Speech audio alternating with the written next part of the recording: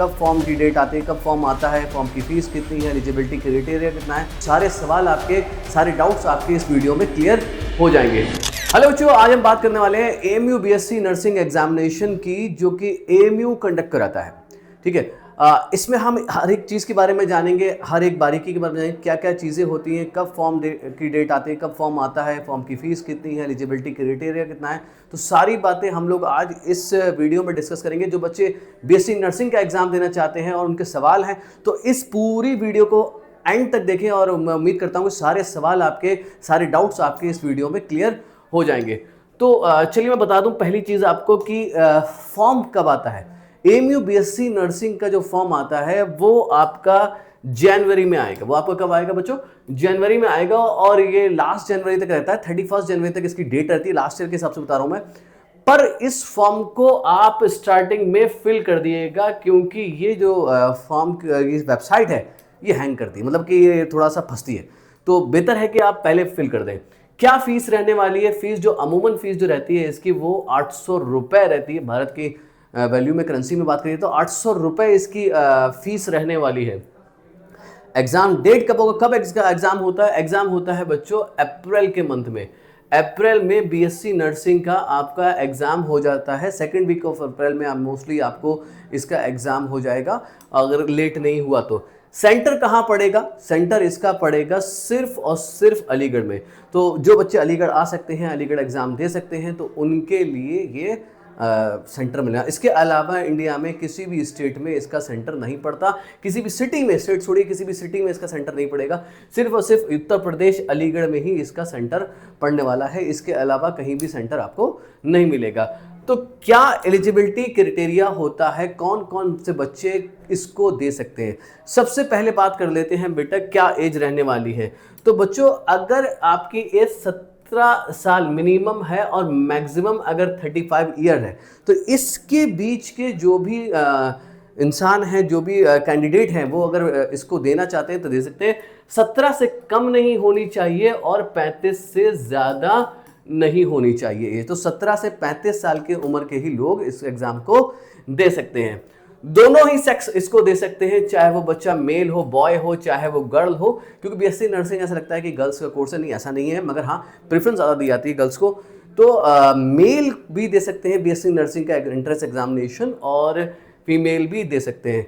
क्या qualification criteria, मतलब किस तरीके से आप दे सकते हैं? पहली चीज़ तो आप मिनिमम, मतलब मिनिमम तो नहीं, मतलब 12th पास हो तो ज़्यादा अच्छा है अगर 12th पास हो, और 12th में आपके पास तीनों सब्जेक्ट होना चाहिए। आपके पास फिजिक्स हो, आपके पास केमिस्ट्री हो, आपके पास बायोलॉजी हो, और तीनों में कम से कम मिनिमम 45% मार्क्स होने चाहिए।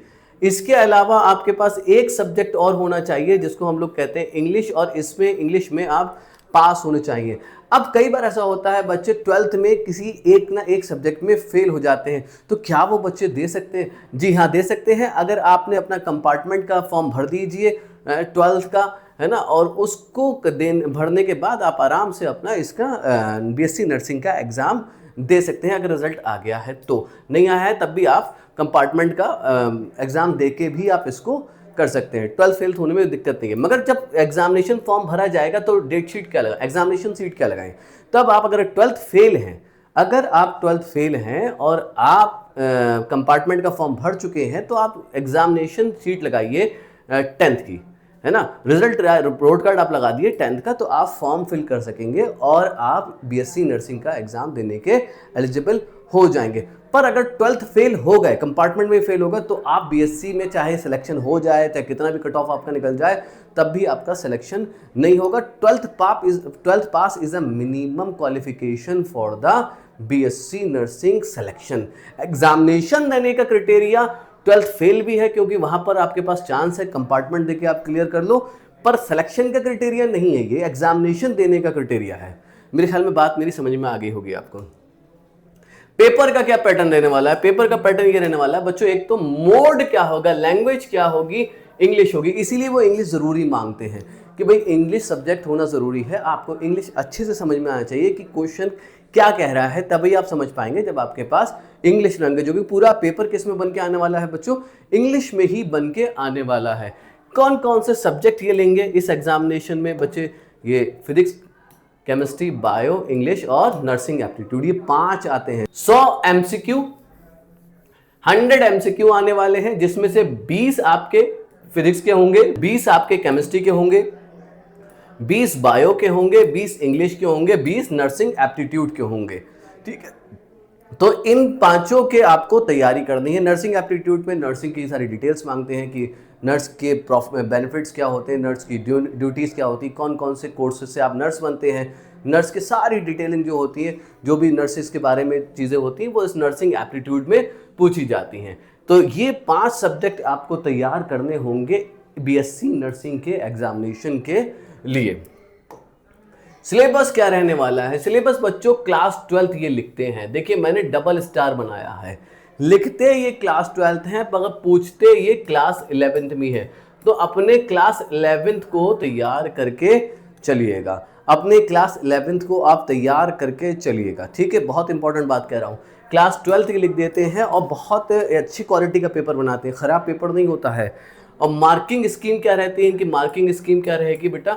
मार्किंग स्कीम रहती है कि अगर आपने सही करा है तो आपको +1 मिल जाएगा, अगर आपने गलत करा है तो आपका -0.25 हो जाएगा, यानी कि नेगेटिव मार्किंग है ना। हालांकि कुछ लोग कहते नहीं मगर है। सिलेक्शन कैसे होगा?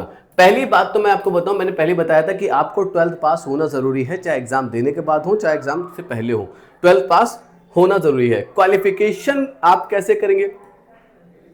अगर आपने बीएससी नर्सिंग का एग्जाम दिया है और 100 में से आपके 50 मार्क्स आ गए हैं तो आप क्वालिफाइड हैं, पर सेलेक्टेड नहीं है। क्यों? सेलेक्टेड तब होंगे जब आप इस कट ऑफ को पार करेंगे। आप समझिएगा, पहले मैं ऊपर की बात कर लूं। क्वालिफिकेशन जनरल का कितना है बेटा? 50% है, और पीडब्ल्यूडी का कितना है? केवल 40% है। ये है क्वालिफिकेशन मार्क्स की आप काउंसलिंग में बैठ सकते हैं अगर कोई सीट छोड़ता है तो, पर सिलेक्शन तभी मिलेगा आपको कि एटलीस्ट आपके कितने मार्क्स हो इस कट ऑफ के पार चले गए हो। बहुत अलग बात है ये कि कट ऑफ को पार करना ज़रूरी होता है कि आप बिल्कुल चाहते हैं कि भाई डेफिनेट मेरा सिलेक्शन हो, तो डेफिनेट सिलेक्शन के लिए आपको 60 मार्क्स यानी कि 60+ मार्क्स चाहिए अगर आप इंटरनल कैंडिडेट हैं, और 70+ चाहिए अगर आप एक्सटर्नल है। तो इतना जाने वाला है। मैं हाई इसलिए बोल रहा हूँ क्योंकि कट ऑफ ऊपर रहेगी इस साल की, जिस हिसाब से कट ऑफ जा रही है, धीरे धीरे बढ़ रही है, बच्चे मेहनत कर रहे हैं और लोग भी उनके साथ मेहनत कर रहे हैं, तो कट ऑफ ऊपर रहती है। तो ये सब रहने वाला है कि आपको 60+ इंटरनल होके मार्क्स चाहिए होंगे और 70+ आपको एक्सटर्नल होके मार्क्स चाहिए होंगे। तो ये सब चीज़ें। टोटल सीट्स कितनी है? टोटल सीट्स भी बताता चलूँ आपको।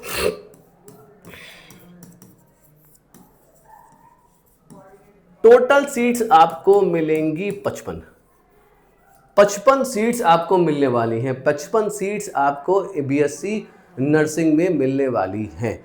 तो इन 55 सीट्स के लिए काफ़ी सारे 8 से 10 हज़ार बच्चे अपने ख्याल में लड़ते हैं। ठीक है, तो ये सब चीज़ें मैंने आपको बता दी जो कि बीएससी नर्सिंग की थी। नेक्स्ट वीडियो में हम लोग बात करेंगे बीएससी पैरामेडिकल एग्जामिनेशन की, और इसी तरीके से हम एमयू के सारे यूजी एंट्रेंस एग्जामिनेशन जो होते हैं उनको कवर करके आपको सारी डिटेल देंगे। Till then bye bye.